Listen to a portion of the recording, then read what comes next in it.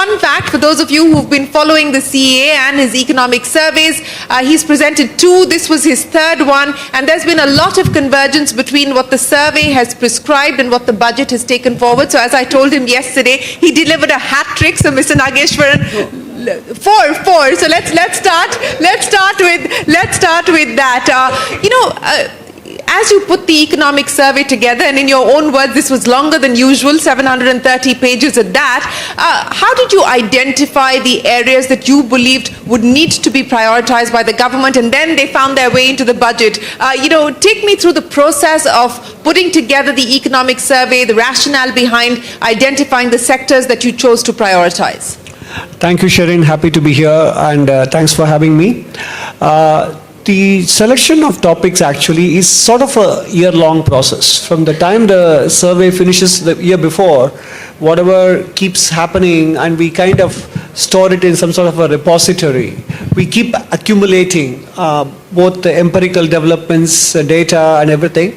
But the choice of topic for prioritization as far as this particular survey is concerned, I am referring in particular to chapter 16, because the rest of the, many of the other chapters kind of choose themselves. They're part of the routine.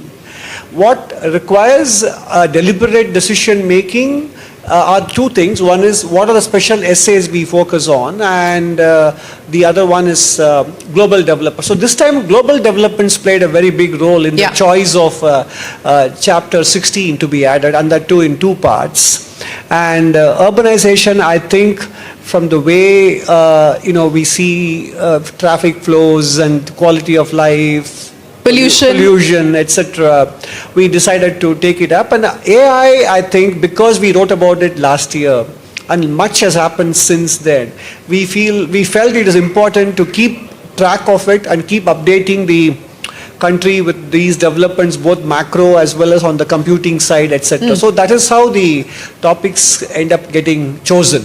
You said that, of course, the global mix was a significant aspect of what the survey has dealt with, and how India must prepare itself for future challenges as well as possible shocks. But let me address an issue that is now starting to sort of get a lot of attention, and I think in a way you also highlighted that in your survey. Rhythm Desai on CNBC-TV18 earlier today said in the last 30 years of tracking the markets, he's never seen this kind of dissonance between the macros and the markets. The macros are stable as they are, and the markets underperforming. You've also, in a different way, asked for an examination of the investment reluctance that is at this point in time visible when we talk about FPI flows or we talk about FDI flows. How would you address this dissonance that we're seeing between very stable and strong macros and weak markets at this point in time? So there are no clear-cut formula, a mechanism to address this, because at some point, because there have been occasions not just with reference to India, but with other markets as well, when they have decoupled briefly for specific, it could be specific stimuli that markets are focused on which is not coming, or because of global developments, or a combination of the 2. But over time, they do sort of fall in line together. So right now, I think the concerns leading up to the economic survey and the budget that the markets were looking at were possibly, valuation concerns, and mainly because of the FII net outflows, which in turn was based on the fact that the tariff matter uncertainty with the United States was lingering, apart from concerns about the fact that India didn't have a specific or few AI plays in the stock market, and then whether the tariff would have any impact long term on China plus one. And also the concerns with respect to H1B and other noises coming from United States on even the services sector. So these were the question marks that people had, and also I think we had specific sector, specific concerns on IT sector, etc. in India. So there are multiple factors. I am confident that over time this divergence between the 2 will close, with the markets kind of recognizing that the India story hasn't been derailed because of these developments. That is how I see the divergence closing. Speaking of global developments, Mr. Nageswaran, and I want to understand from you if, how you're seeing this business about a new Fed chief in place and the possibility of now the Fed's balance sheet shrinking or being cut. We've already seen a significant amount of volatility in the commodities market on account of that. What do you foresee as a result of some of these developments as and when they do take shape? Because we still haven't seen the change or the changeover, and there's a question mark even on the changeover itself. But the likelihood of a taper tantrum, is that a significantly high possibility at this point in time? A very fast set of questions, Shereen, but the range of questions, the number of questions we have is so wide that any answer I attempt to give will be very speculative in nature. Because we know from his previous writings, etc., that Mr. Vash had a different view on quantitative easing, ultra low interest rates, etc. But he and all of us are facing a very different environment and a very different relationship between the executive and the central bank, etc. So I think it will be premature to speculate on what stance would Mr. Vash adopt, etc., and what kind of implications would it have on the dollar. Right now, I think the markets have reacted to his appointment based on what they recall from his writings post 2008 in 2011-12 period. But we simply have to wait it out. There is no point in, because there are multiple pathways to speculate on. No, absolutely a fair point that you make there. But how do you read into the implications of this new world order or this new world disorder, depending on how you see it? What could the implications be in the near term? So the problem is not that there is a new world order. What we know for sure is that the old way of looking at the world or functioning has been disrupted and a new one is yet to emerge. That is why the entire set of confusion and uncertainties, because we are in this interregnum between two world orders. My suspicion is that this will continue for quite some time. So that is, in other words, while we often say that change is the only constant or the only certainty is uncertainty, I think that is what will be with us, not just for 2026, but for a few years before we are able to settle on a new order, whatever that might be. But I think we have to accept the fact that the so-called interregnum will not be as short-lived as we would like it to be. If it's not going to be as short-lived as it's likely to be, and I think the budget in a way sets out the framework of the choices that India will need to make, some of the choices that you spoke about in the economic survey as well, the sectors that we will need to fortify, so to speak. In your assessment, how ready are we today to face some of those challenges? So there is no yes or no answer to that. We are getting ready in many ways, and to some extent the budget pushes that agenda or progress in getting ready to face this world forward in quite a few ways. Whether it is in the rare earth corridor matter, whether it is in trying to achieve certain self-sufficiency in key areas, including medicines, chemicals, and then giving exemptions for capital goods involved in the nuclear power generation, etc. If you think about it that way, these are all in line with what we wrote about in chapter 16 of the economic survey, where we said you have to look at the scope for indigenization or self-sufficiency in a 2x2 matrix between feasibility and desirability or necessity. That is exactly the kind of approach that the budget has taken. So it is not a question of saying country A is ready and country B is not ready, but I think it is a process. And I think what the budget signals unmistakably is that we are well cognizant of the need to undertake this process and the journey, given the state of potential disruptions to supply chain, either due to logistics difficulties or as conscious choices made by nations, etc. That therefore this budget is a sort of a advanced preparation exercise for that. And just to take that forward, I'm trying to understand if there has also been a shift, a nuanced shift in the way that the government is trying to address the issue of how the private sector is going to deal with some of this. I think the government, and you've been pretty vocal about it as well, has done the heavy lifting when it comes to public capital, capex, the government has put corporate tax breaks on the table, it's put PLI incentives on the table, and plenty more. But the ask is from the industry is more R&D subs, for instance, which the government has stayed away from. Is there now an increasing understanding or an acknowledgement within government that incentives per se or incentives by themselves cannot get industry to invest more in setting up fresh capacity and so on and so forth? That is to be done by demand. And so by giving more incentives, you may not necessarily get private capex moving. I don't think this is articulated in that fashion quite as you put it. But nonetheless, you are right broadly that the reduction in the corporate taxes in 2019, along with the choice given to them to shift to a lower rate with fewer exemptions, and the fact that we have already implemented the suggestions with respect to the Anusandhan National Research Fund and the Research and Development Innovation Fund, spanning the TRL level entirely from 1 to 9. So there have been a lot of action on the part of the government in putting the money where its mouth is, so to speak. And if you look at the corporate sector's profitability recovery post-COVID from the lows of the second decade has been very impressive. So it is not for lack of resources.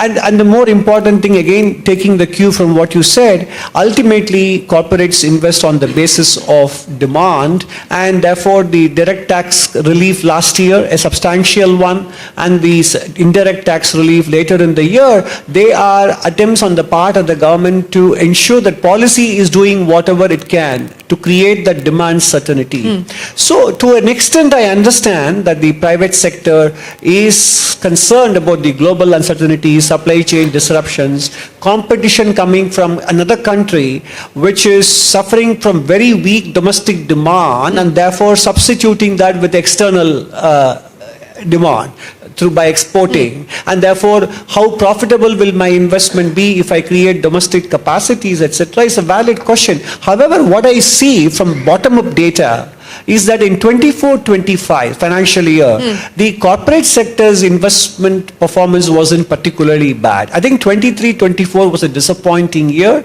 I think my analysis based on bottom-up data will be borne out when we see the full year disaggregated data coming from MOSPI later in February. So there are some legitimate concerns and questions that the corporate sector has, but we have to appreciate the fact that we are living in a country with a 60+% private consumption ratio as a percentage of GDP, and the more we postpone these investments, the questions become bigger and more pressing rather than going away, especially since I said these question marks will be with us for a few years. They're not going to dissipate. I think the corporate sector has to say that sometimes the answers to these questions will be found when we actually confront them, not by ducking them.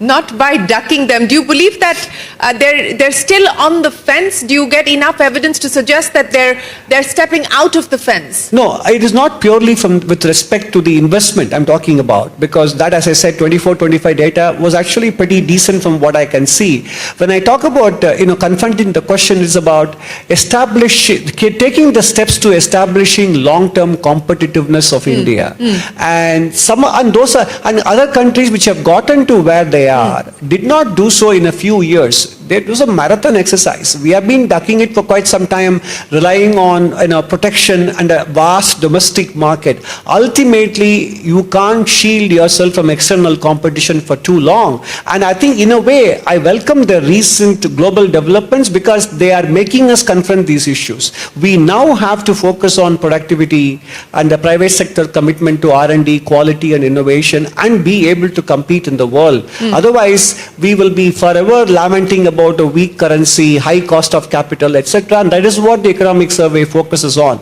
If you read the chapter on fiscal matters and external sector, if you want to achieve a meaningful reduction in cost of capital, if you want strong and stable currency, the answers lie in manufacturing excellence, manufacturing competitiveness, and achieving external sector surplus. Without that, we are not going to get these two aspirations that we have.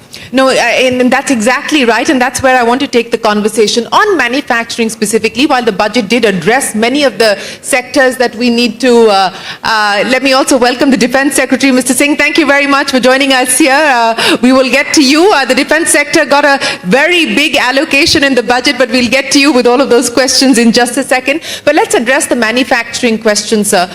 Still at about 17% of GDP, the aspirational number of 25%, I mean, it's been over 2 decades that we've been talking about that. Again, what is timing the sort of big shift or the big push that we expected to happen on the manufacturing side? And do you believe that we're now getting closer to being able to at least get to that 20%? No, I think, first of all, that being a ratio, it's important to understand that doesn't mean the numerator is not growing. Sure. Right? Fair enough. Let's be very clear. Fair enough, yeah. If the ratio stays constant, and we know that it is growing in line with the nominal GDP, which is about double digits growth. So I think we are growing the manufacturing, but if you look at including whatever we have done on defense capex, or for that matter with announcing the seven high-speed corridors, or announcing a second electronic component manufacturing mission. So you name it, and also biopharma and chemicals in all of this. And more importantly, one of the things we need to do to make manufacturing profitable is to reduce input cost, which is what the exemption from basic custom duty in several areas attempts to do. And then I would also like to bring in something which has been happening outside the budget, which is that the new power sector amendment bill is talking about ending cross-subsidization by the industry of corporate and farming sector power subsidies. So that is another important input cost. So if we are able to end the cross-subsidization by the industry of power consumption by households and the farming sector, that will also mean lower cost of capital contributing to manufacturing competitiveness. So I think what has happened in this since the time we pronounced our aspiration to have a 25% share of GDP coming from manufacturing is the collapse in the real estate sector in China and the massive emphasis on external sector-led growth, which obviously has cast a huge shadow not just on India, but in fact more than on India. It has cast a shadow on several other Southeast Asian countries, etc., on their manufacturing sector. So considering how they are coping or struggling with it, I think we are doing far better in relative terms. That is something which we need to acknowledge. Okay. Let's also address the wage issue, CA, and that is something that, of course, you've been publicly speaking about as well. You believe that the private sector, corporate India, needs to do much better when it comes to wage growth, especially given the fact that they have had significant periods of strong profit growth. Now, how do you see that, and how important and significant is that going to be in this quest for nation building that you've talked about in your survey as well? So frankly, in some sense, the Labour Code notification will, I believe, move the needle forward on this matter, on restoring a sort of fair share of wages, so that ultimately that is also a very important contribution to consumption growth and demand visibility for the corporate sector itself. It's about choosing the relevant horizon for optimizing one's profits. That's what I put it that way. So it's not inconsistent with the industry's own goals and preferences itself. But I believe that the Labour Code will definitely make a difference to that agenda. And I think of course, the attitude to work itself is undergoing a change in the household sector itself, with a lot of people preferring flexible hours and flexible arrangements, entrepreneurship. Ultimately, it's about making sure that the economy, whether through entrepreneurship or through employment, provides enough livelihood returns for households. Whether it comes in the form of wages or entrepreneurial returns is a matter of choice. You know, speaking of entrepreneurial, sir, you talk about the fact that industry needs to get more competitive and the state needs to get entrepreneurial. Where do you believe the state has made the most significant gains in adopting a more entrepreneurial mindset, and where do you believe it still needs more work to be done? We can be here for 2 more days discussing this, okay? So I think, by the way, quite a few people misunderstood the phrase entrepreneurial state. It isn't the case that I want the state to get into commercial sector. No, absolutely, absolutely. Yeah. So it was more about a particular mindset. Yeah. And I think some of the reform measures that have happened over the last 6 to 8 months in particular, I think the state is moving towards an entrepreneurial mindset, particularly with respect to the deregulation agenda in Indian states, which we have covered extensively Yes. in part 2 of the chapter 16. I think that is a very concrete manifestation of what we wrote about in terms of entrepreneurial mindset, and we also given an example from the software sector in the 80s, Yeah. how bureaucrats at that time, actually one particular quote that I really liked from Mr. Seshagiri Rao, the electronic secretary at that time, he said, "We broke as many rules as we created them," or even more. That is coming from a bureaucrat. Yeah. In order to create the software industry to rise, they ended up having to break many of their own rules Yeah. to be able to do this. And that is the kind of mindset that is required. But to be fair to the bureaucracy also, you need a corresponding shift in the mindset of so-called auditing and compliance agencies to see some of these things in an ex post manner, more as a normal, legitimate judgment calls taken by the bureaucracy, and not assume malafide in some of the calls if they happen to not materialize in the right way. So that's also required. Both Yeah. have to complement each other. If those things don't change, then one can't blame the bureaucracy for remaining cautious. Fair point. As you said, we could be here for 2 days and have this discussion and the debate. But you mentioned the software industry, sir, and the fact that the government in many ways allowed this industry to bloom and blossom, and today it is one of our largest exporters. Do you believe what the government and the budget has done this time around with this 20+ year tax-free period for AI data centers is almost akin to the STPI scheme? That is one example, definitely. Even the semiconductor mission 1 and 2 are examples of that. And I would include the high-speed train corridors on the east-west freight corridors. All of them are as examples of long-term thinking. So it isn't only in the AI data center case that I would consider this as an example of government emulating what we did on the software sector. There are multiple examples in the budget which are in alignment with that kind of mindset we saw back in the 80s. You talked about AI, sir, and it was mentioned in your budget, in your survey last year, and of course it found its place in the survey this year as well. The threat of disrupting the labor market, the threat of job losses and so on and so forth, you believe that at this point in time, that threat in the Indian context is exaggerated? I think whether in the Indian context or in the global context, it is still early days. We are still unfolding. I mean, the labor market impact of AI is still unfolding. That is why the budget actually identifies 4 areas where skilling can happen independent of AI, and which gives our youth an opportunity other than AI related skills, whether it is allied health sector, care economy, the tourist guides, the orange economy. All these are all about creating employment opportunities in areas where human skills will be needed. So I think we have to approach this in 2 ways. One is to create a workforce that can work with the AI, and to create parallel opportunities in areas where AI will not be making a dent or will not pose a threat to labor force. That is how we are approaching this. But still, I would say, whether it is in the case of India or the world, it is still very early days to gauge whether it is going to be labor complementing or labor displacing. We are still in early days. In early days. CA, let me end by asking you then whether you are concerned, and how concerned you would be, if at all, about the wealth migration that we're seeing. High net worth individuals leaving India or taking residency out of India, and we've seen that number go up quite significantly in the last few years. Does that worry you? On balance, no.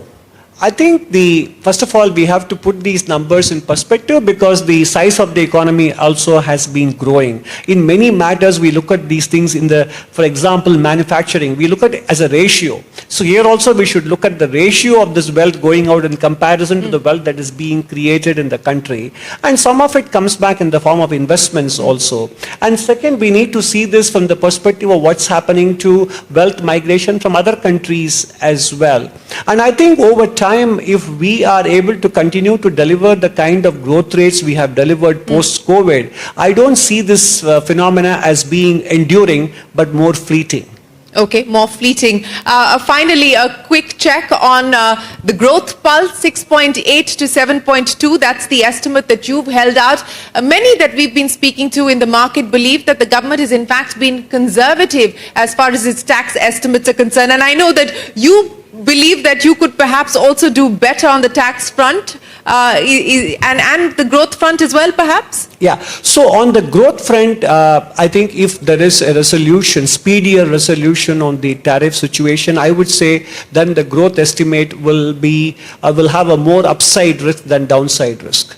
As far as the tax estimates are concerned, only because of the indirect taxes, GST, because compensation cess has gone away, the overall buoyancy ratio appears to be on the lower side. But if you look at the direct tax buoyancy rate, it's 1.1 or 1.14 times, which is in line with long-term average. So we are realistic, neither extremely conservative nor overly optimistic.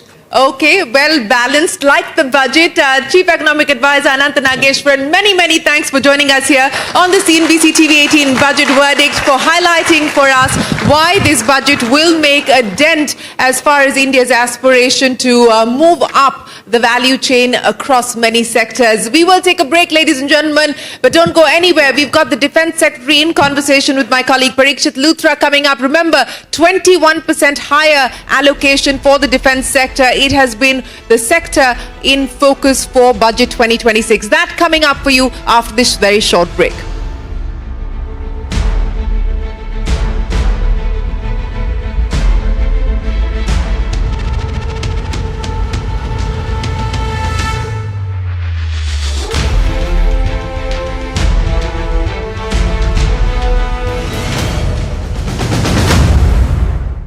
For the labor-intensive textile sector,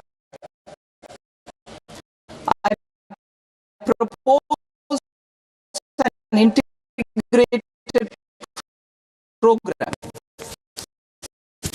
with 5 subparts.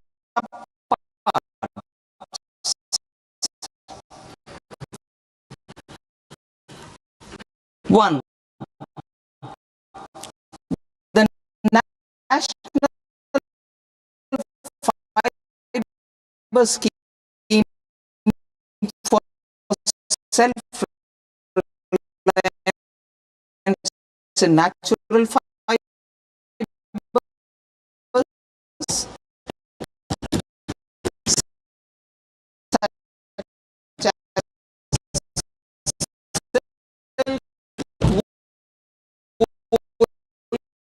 And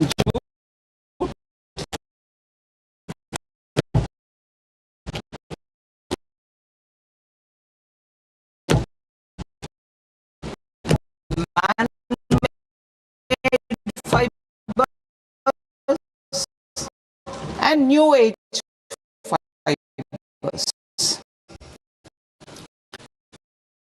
Textile expansion and employment scheme to modernize traditional clusters with capital support for machinery, technology upgradation, and common testing and certification centers.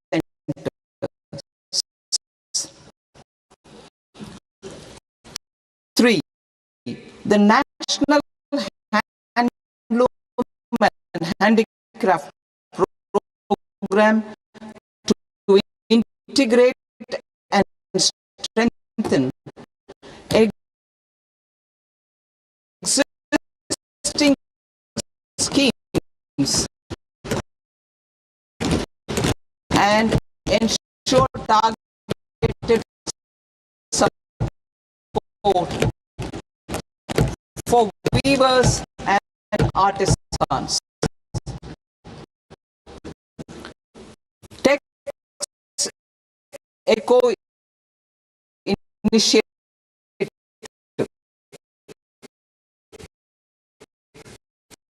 to promote globally competitive and sustainable textiles.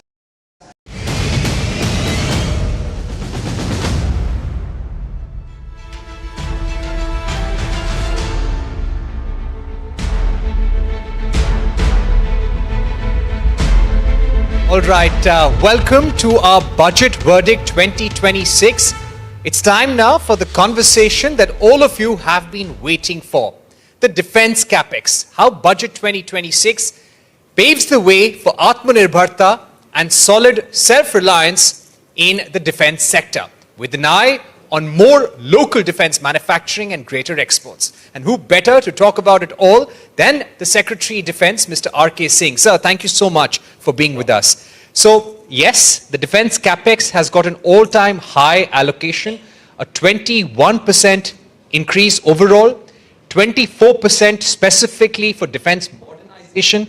Could you give our audience a sense as to what will be the sectors or focus areas when it comes to utilizing this capex? Well, Parikshit, first of all, thank you for having me here. This is the third time running that I'm coming to this program. The first time was when I was in DPIIT, the last two, of course, as Defense Secretary. You are right. I mean, we've asked for a increase in our capex budget in particular by about 20%, and the Finance Ministry, because of the better utilization that we were able to show over the last 2 years, because of the fact that we did record number of contract signings in the last 2 years, we were able to prevail upon them also in the context of the prevailing geopolitical flux that you see around us, including in our neighborhood. They were good enough to concede to our request, and they've given us a 21% increase in our overall capex budget and a 24% increase in the modernization budget. Now, where that will go is a matter of detailing. We have to work with the services, but there's a lot of stuff that is already in the pipeline in terms of committed liabilities, the things we signed up in the last few years, like the Rafale Marine, the Predator drones. All of those will start coming over the next 2 to 3 years, and various milestone payments will be made. But there will be some fairly large, big-ticket items in areas like drones and counter-drones, in terms of ensuring that our depleting fighter fleet strength is adequately replenished. All of it with the intention that we leverage our buying power to ensure that the bulk of what we procure also gets made in India. Right. So there was a major allocation. In fact, the largest allocation, around 64,000 crores, was for defense aircraft and aero engines. Could you give us a sense what's in the pipeline? Well, I mean, it's not a secret that we are working out modalities for doing a co-development of a jet engine with an international engine house. That process is on. Since it'll go to the highest levels in government, I can't give you a sort of timeline of when it will happen, but it's it's going to happen. We also have significant proposals for increasing the strength of our underwater fleet for our the submarine fleet for the Navy, as well as medium role fighter aircraft for the Indian Air Force. The timelines, the milestones, etc., I'm not going to tell you because that is really preempting the decisions that are to be taken at higher levels than mine.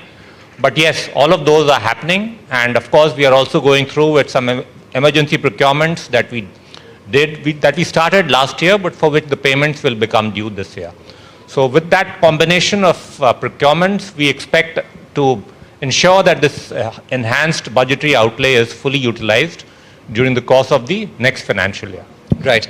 When you speak about aero engines, are we talking about the deal with Safran? That's right, yes. And by when do you expect this to be announced? And I told you that I can't give you timelines, but I can tell you that we are moving the proposal, and hopefully it will, get cleared. But I can't preempt the decision at the highest levels in government. All right. there has been a lot of reportage on how the Defence Procurement Board has cleared the deal for 114 Rafale fighter jets. This was a proposal from the Indian Air Force. Could you give us a sense where this is right now? So, I'll give you a theoretical answer that the process involves the DPB, then the DAC, and then if it is above 3,000 crores, it goes to the highest level in government, which is the cabinet. So the first step has been done, as you correctly mentioned. The next two steps will take place over the next few months. But again, I'm not going to give you specific timelines. That's not going to be the headline for you, because again, I don't want to preempt the decision making of levels in government that are higher than me alone. Right. And of course, everyone in the audience possibly knows that Secretary of Defense also had chaired a committee which prepared a report on how to plug the gaps in the preparedness of the Air Force. I'd also like to ask you, sir, that when it comes to fifth generation fighter jets and AMCA, let me begin by asking about the AMCA program. There have bids which have come in from different bidders, including an HAL-led consortium. Could you give us a sense of how that program is moving and when we could possibly have some clarity? Yes, sure. But before that, let me talk about the committee and the gaps as far as the Air Force are concerned.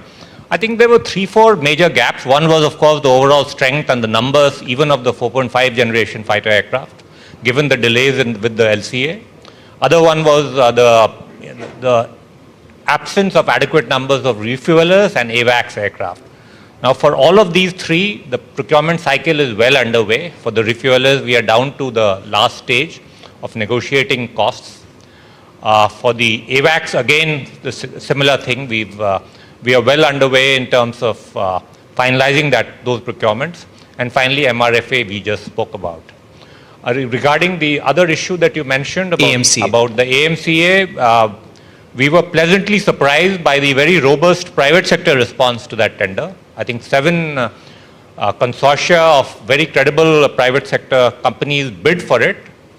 We've done the initial, the pre-qualification. I think there are 3 remaining, and that will go to the Raksha Mantri soon. And thereafter, you can expect the RFP to be issued to all 3 of these companies for giving their cost bids for production of 5 prototypes of this AMCA aircraft. So I would say that we should get this finalized in about 3 months' time, hopefully. And then the contract would be awarded. That's right, yes. Then it will go to the L1 bidder among those 3. And it's a 10-year roadmap for the first prototypes? No, the first prototypes is only about 3 to 5 years, about 3 to 4 years. But the production, of course, will take about 10 years, yes. Right. I think the audience would love to know that what were the lessons from Operation Sindoor which you have tried to bring into the union budget from the point of view of defense capex?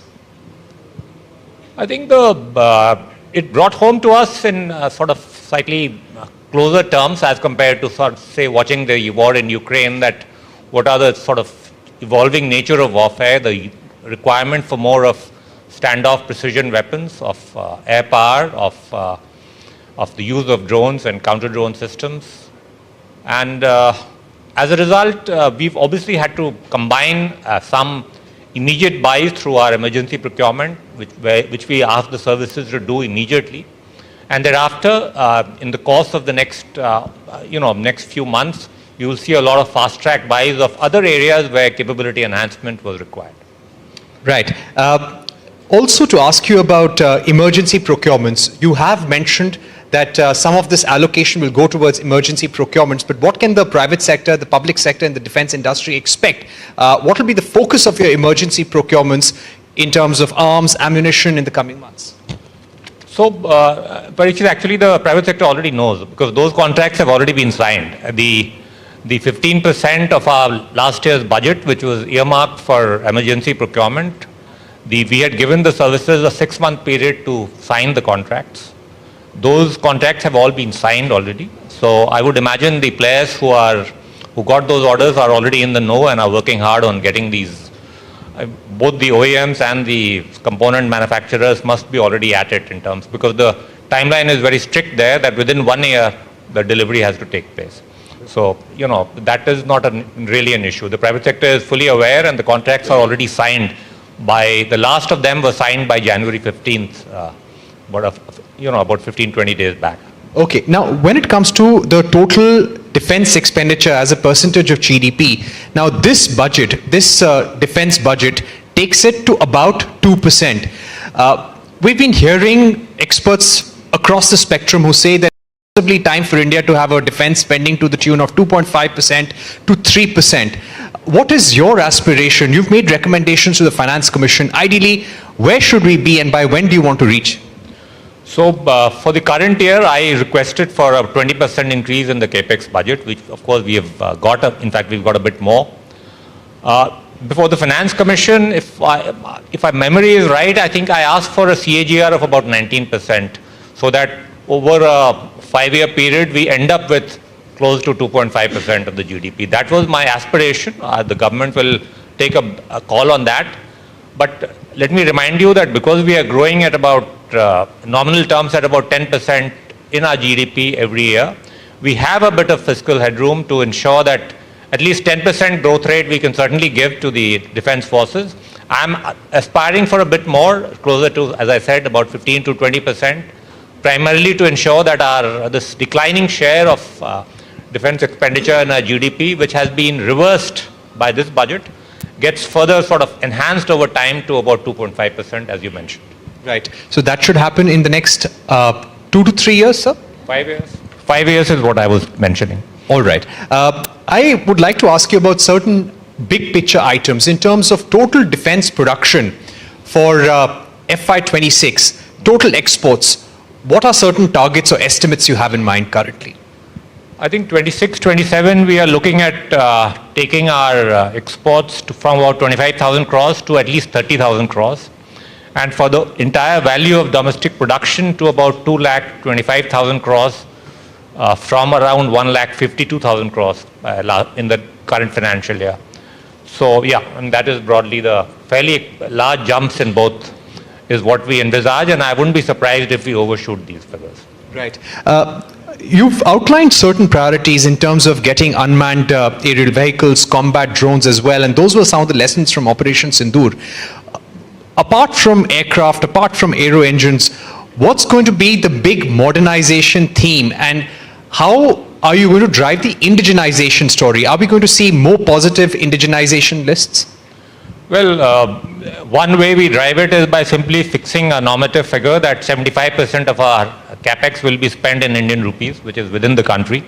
We've achieved that last year. In fact, I think we achieved close to 87% domestic expenditure. The current year, we'll hopefully be able to overachieve that again.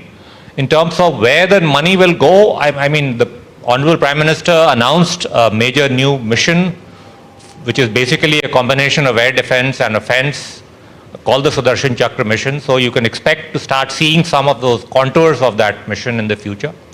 That will be fairly expensive. Other countries are trying something similar, the Israelis, the Americans. So we'll be working on that, making that mission into reality by building some of the building blocks that are already available, and then adding various other additional layers on top of that. So that combined with, we have fairly large procurement programs for combat UAVs. The RFP is already out, and we've had a very robust response again from some 24 odd firms, which is quite remarkable. I'm sure all of them are not that serious, but hopefully at least 7, 8 of them are really serious players. So yeah, then we have these Predator drones that are going to come in the next 2 years or so. So yeah, all of that will, will ensure that we spend the money that has been allocated for us. We signed contracts of 2,10,000 crores 2,09,000 crores last year, which was a record, an all-time record. And this year, in the current financial year, up to December, we've already done about 2,10,000 crores. So we'll certainly go beyond 2.5 lakh crores. So yeah, I mean, things are moving, and we want to make the defense industry hum in this country. Right. We're negotiating a trade deal with the United States, but at the same time, other aspects of the relationship, such as renewing the trade deal, that has happened and that has remained on track. But how have the trade volatilities with the United States impacted our defense choices vis-a-vis our traditional partners, such as Russia for that matter? And how has that really changed our Atmanirbharta strategy? So the trade vicissitudes are a kind of a validation of Honorable Prime Minister's vision that of Atmanirbharta, that we should secure our supply chains much better, and which is why I mentioned that 75% figure and all the rest of it. But if you're saying that whether the trade talks have had a adverse spillover effect on our defense relationship with the US, I would say no.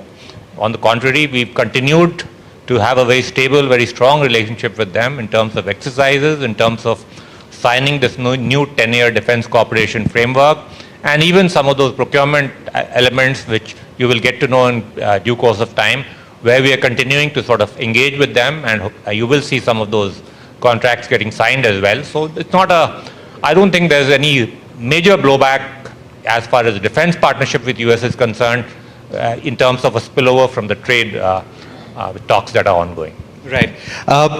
About the DAP review, this has been on for some time. Could you give us a sense when the defense acquisition procedure, the revised procedure, will be put out and effective? So I want to emphasize that even within the existing DAP, we've been sort of trying to ensure that, I mentioned the record contracts that we signed, that we move faster and get things done more quickly, irrespective of the procedure. But there are some elements of that old DAP handbook which require revision, particularly given the lessons learned in terms of low cost, the need to sort of ensure that the technology cycle, which is very short, doesn't create a situation where your procurement cycle is done in such a way that the product is sort of obsolescent by the time you buy it. So that process, the DAP review is in its final stages. We intend to put it out in the public domain in about a week's time. And thereafter, this is the final round of public consultations. After that, we'll finalize it, hopefully before the end of this financial year.